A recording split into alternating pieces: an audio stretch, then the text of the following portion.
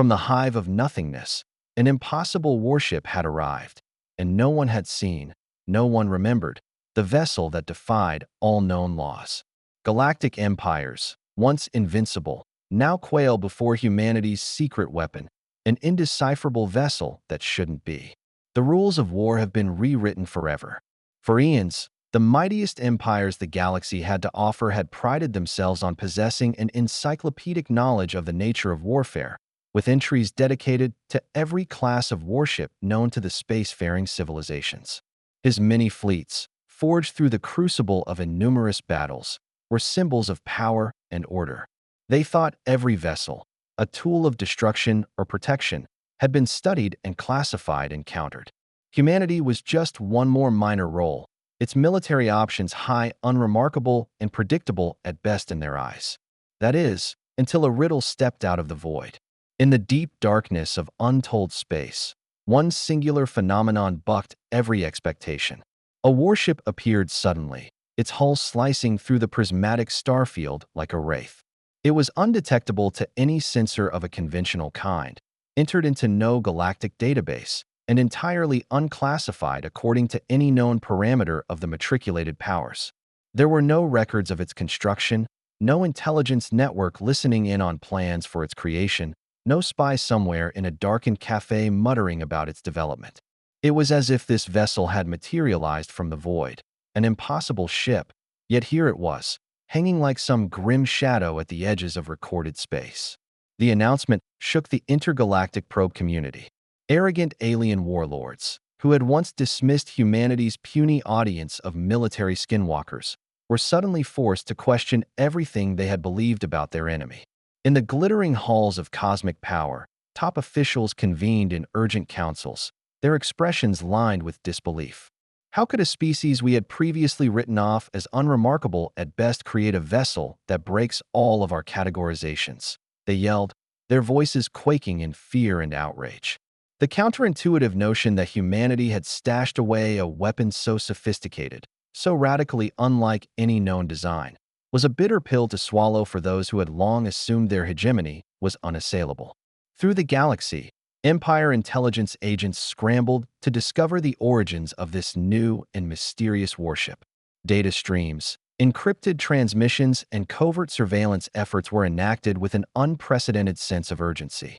But every lead led to dead ends, the ship's origins concealed beneath an impregnable wall of secrecy. Rumors cascaded like a waterfall, of secret projects buried deep in Earth's oceans, of orbital research facilities cloaked in layers of bureaucratic deceit, of engineers and scientists whose work was funded from sources so fucking secret that not even the most consummate of spies could be arsed to look up from the phones they were using to get high by tapping out the last sentence of a hit movie in an internet chat room of their choice. The creation of the ship could not have been born out of a public, state-sanctioned military project. Of that he was certain. Rather, it was a skewed initiative, a secret weapon built behind the scenes, out of galactic sight. Leading this incredible marvel of engineering was the human fleet commander Admiral Celeste Armand. Celeste had long been known as one of humanity's most skilled tacticians, famous for a razor-sharp strategic mind and a near-endless commitment to the protection of Earth and its colonies. Her quiet resolve against insurmountable odds had made her both admired and respected. But now, at least in the first chapter of her new life, faced with a weapon that made zero sense in every conventional way, she was not only going to have to come to terms with what it could do, but how to make sure humanity was more than ready for that particular horse to leave that barn.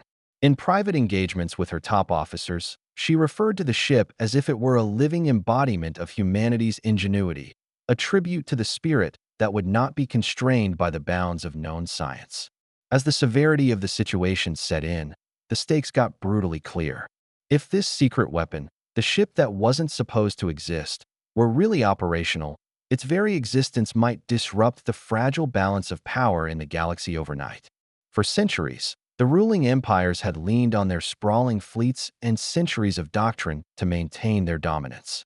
But now, the appearance of one mysterious ship threatened to make all those reassurances meaningless. So the powerful alien warlords deliberated, their cunning minds racing with plans to either capture or destroy this threat before it could ever come to fruition.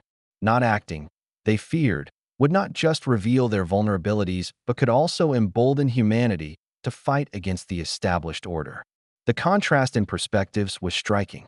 In the lavish war chambers of the alien empires, arrogance prevailed. Until now, leaders who had dismissed the human race as primitive were now faced with the horrifying thought that mankind had evolved beyond their grasp. They swore an oath to pierce the veil of that unfathomable ship and to plunder its mysteries for arms and to generalize the use of its power.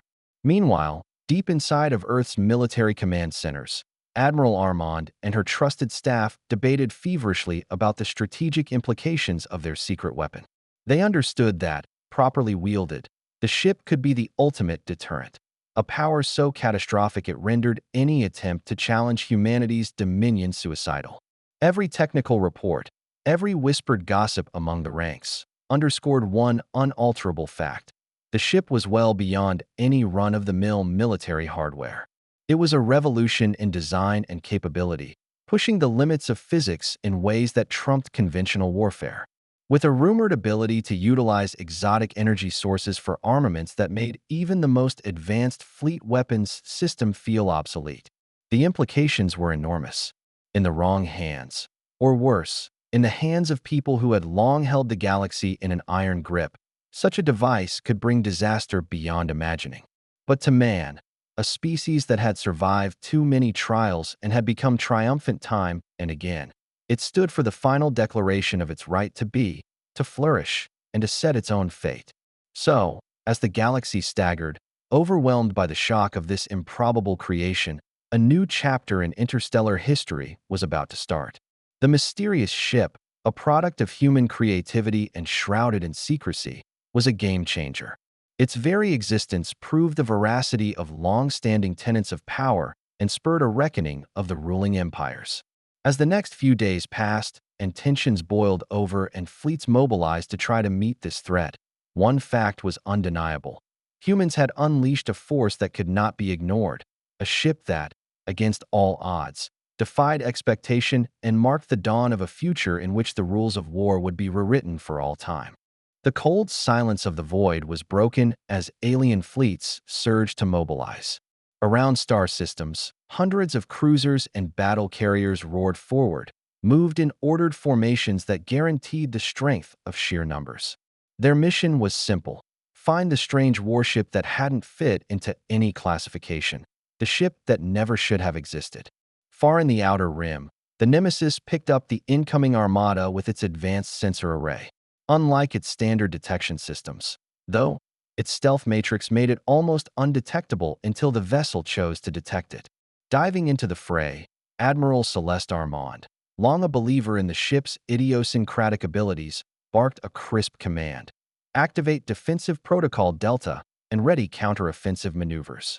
The crew, both eager and anxious, took their posts with a synchronized urgency that reflected years of clandestine drills and war games.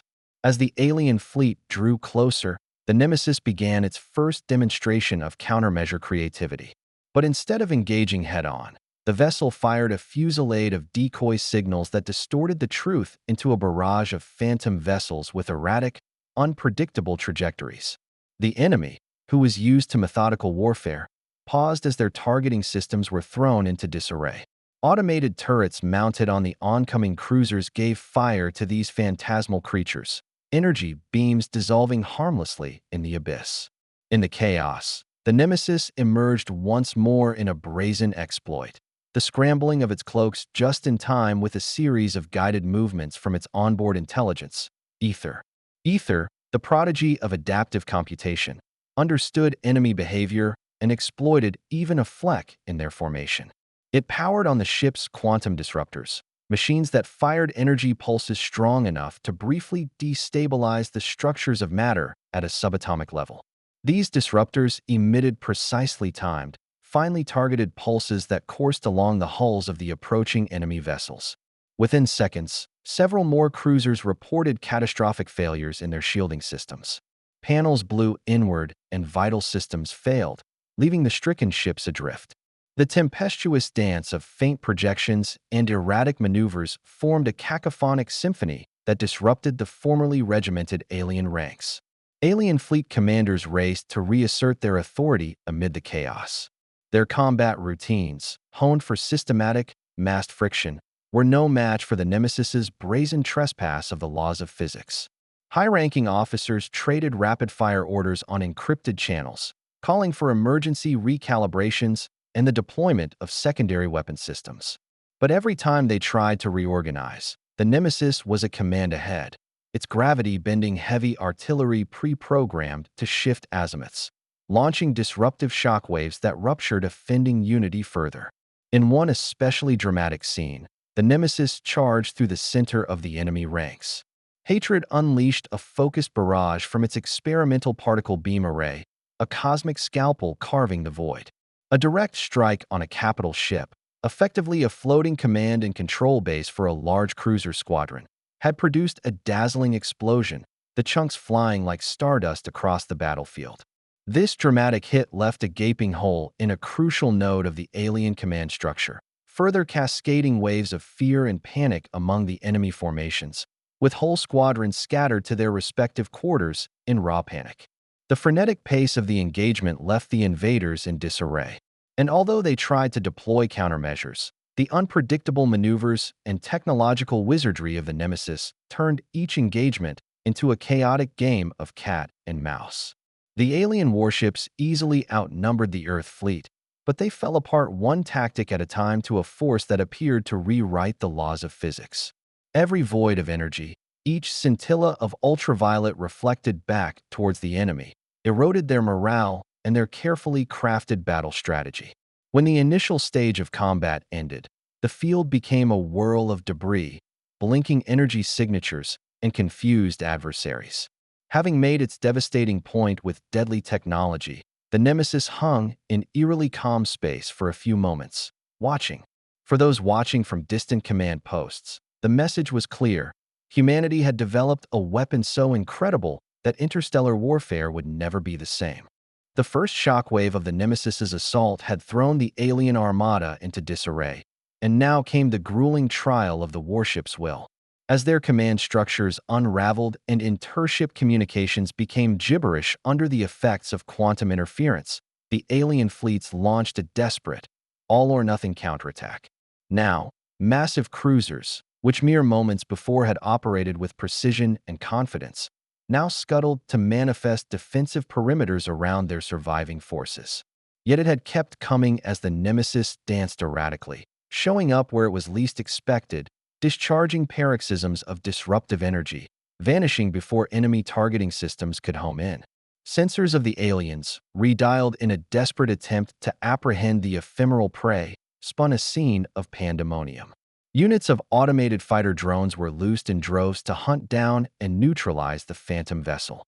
But each drone encountered a surging storm of energy pulses that reduced its structure to atoms and radiated shock tides through the throngs of the alien tide. These attacks were wasted. The Nemesis's temporal shifting systems warped space around it, causing projectiles to streak by harmlessly and enemy sensors to simply see the wrong place. The cumulative effect was a cascade of failures, an implosion of a battle plan founded on inflexible assumptions. In this maelstrom, the alien officers within the command line had to surrender and discard traditional practices. Fleets that had once functioned with a certain two-step, careful choreography turned into a chaotic, improvised wave. Despite attempts at makeshift formations and haphazard flanking maneuvers, none could mitigate the innovations of the Nemesis. Its gravity-warping cannon struck with surgical bearings that warped enemy hulls and destabilized formations. It seized on the aliens' brief lapses, hitting vital systems and communications hubs with every shot. A flagship hit with a nearly impossible blow from a particle beam detonated in a fireball that sent debris flying like cosmic shrapnel. The explosion ripples out, throwing vessels next to each other into disarray, creating a domino effect through the ranks. On the bridge of the Nemesis, Admiral Celeste Armand and her crew moved in a synchrony that was almost symbiotic. They remained laser-focused, executing every order perfectly and exploiting the enemy's weaknesses. Reallocate power to the disruptors and engage Phase 2 evasive protocols, Armand calmly ordered, appearing unfazed by the chaos surrounding them. The ship's AI, Ether responded by calculating threat vectors on the fly, pinpointing weak points in the enemy formation. Tactical feeds flared with data as the Nemesis repositioned, dancing between the spears of enemy GSRs and leaving behind trails of quantum echoes baffling even the finest tracking arrays. Like dominoes, they started to fall. Panic spread through the alien fleets as their formations began to fall to the incessant pressure. Cruiser after cruiser became isolated, cut off from support or resources to coordinate an effective defense. And all across an alien fleet that used to be so united, seeds of rebellion were sprouting in the hearts of the fresh fallen. Commanders scrambled to issue orders to retreat and regroup, but the speed and ferocity of the Nemesis's counterattacks left little room for an organized response. Whatever tactical deck was handed down by the alien forces was met with an equally clever counter by humanity's secret weapon. The battlefield became a whirlpool of bedlam and deliberate devastation. In the cacophony of chaos and manipulated energy systems, the Nemesis, a paradigmatic mothership, stood so far ahead of the curve that it was unstoppable. It had not been that long ago at all since they had been a proud and powerful alien battle group. Now they were a breaking apart hulk of failure, confidence, and camaraderie butchered by a warship that operated outside of their understanding of physics. Every pulse of disruptive energy, every unraveling shift in position, was a stark reminder. In this new era of warfare, tech and innovation were always going to beat numbers and tradition. High in that crucible of conflict, the stakes kept rising. This was not only the fight for survival.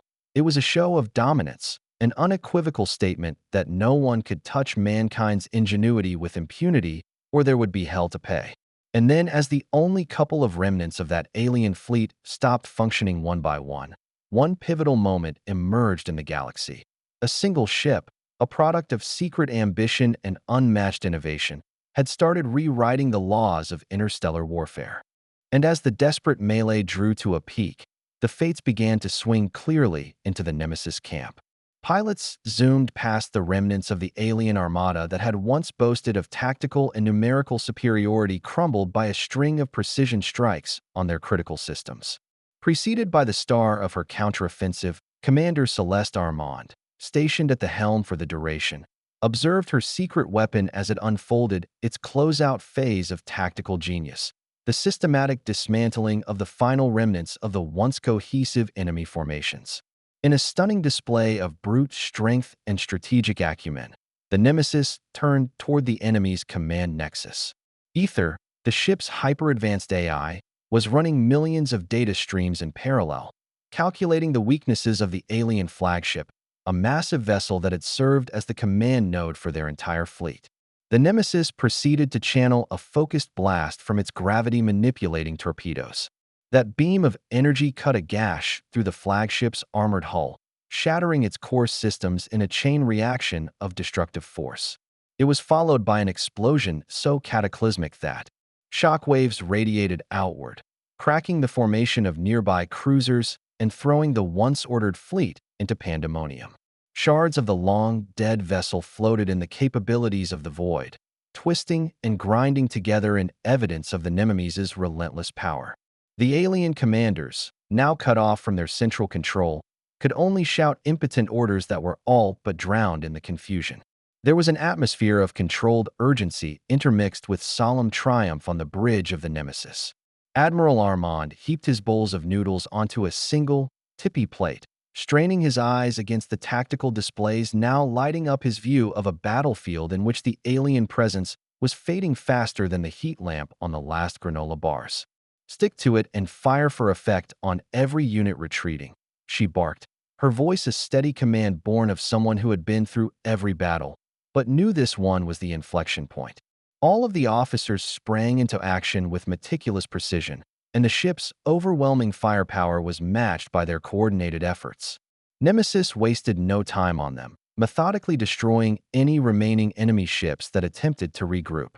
Every beam from its quantum disruptors and particle beam arrays was not just a show of technological might, but a statement.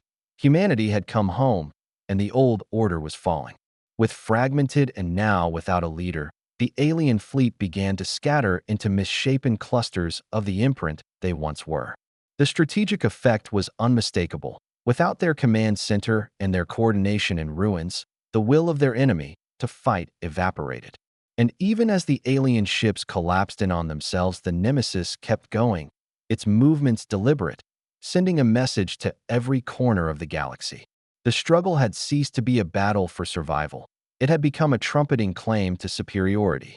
The Nemesis was equipped with technology that had stunned and terrified the enemy just moments later, and was now unleashed to guarantee that no number of vessels would ever come between it, and whatever its purpose happened to be.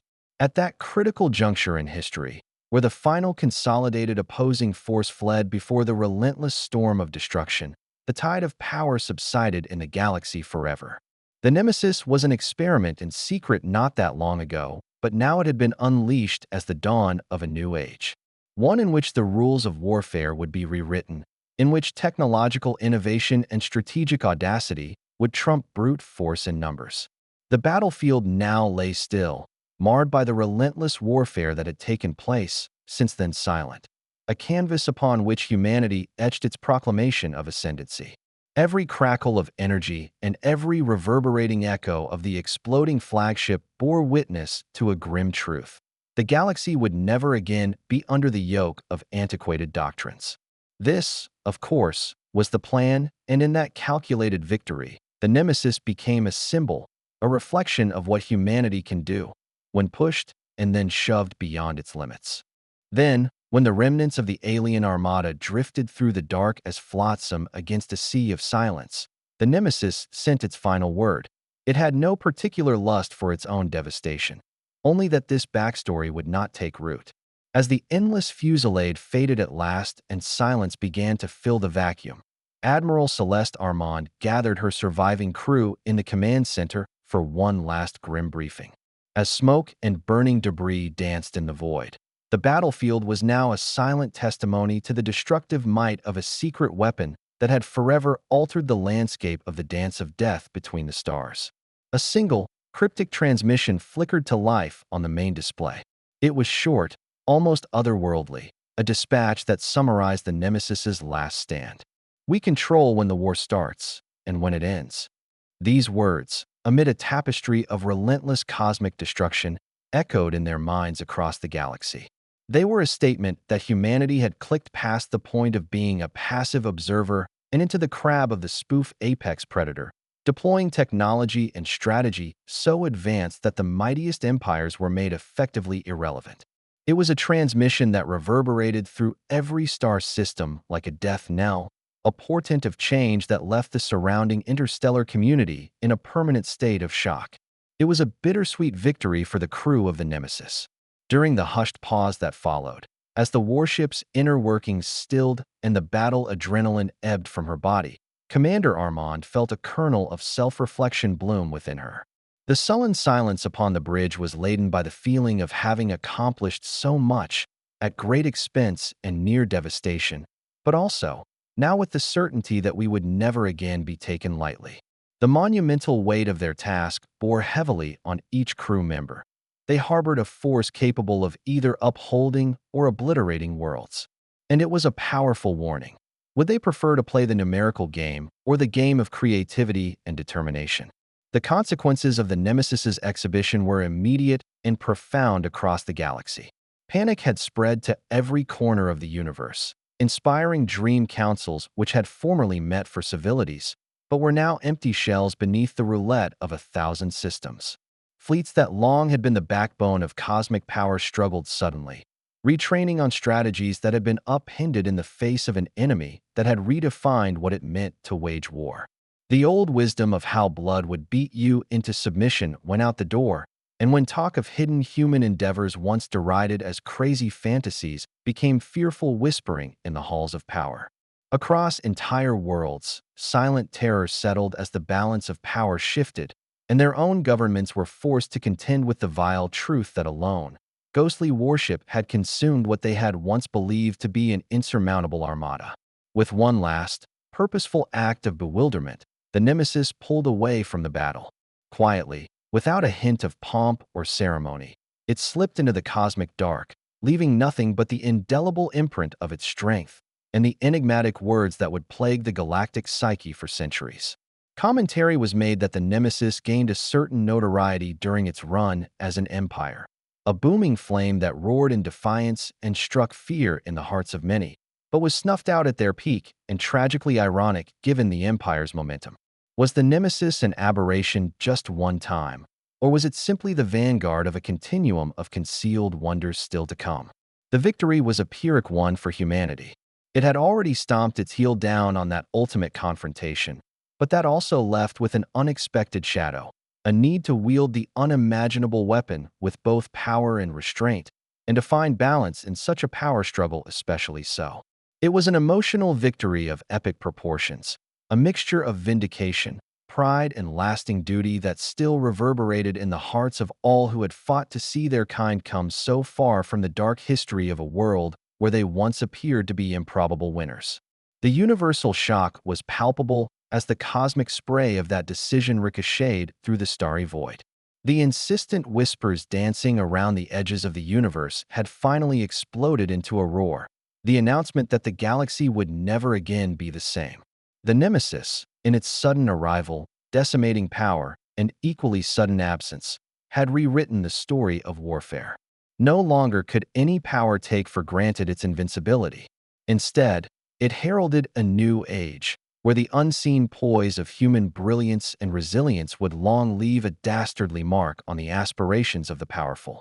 In the years that followed, as the dust settled and the scars of the war faded into memory, the galaxy struggled to emerge from the shadow of the Great War.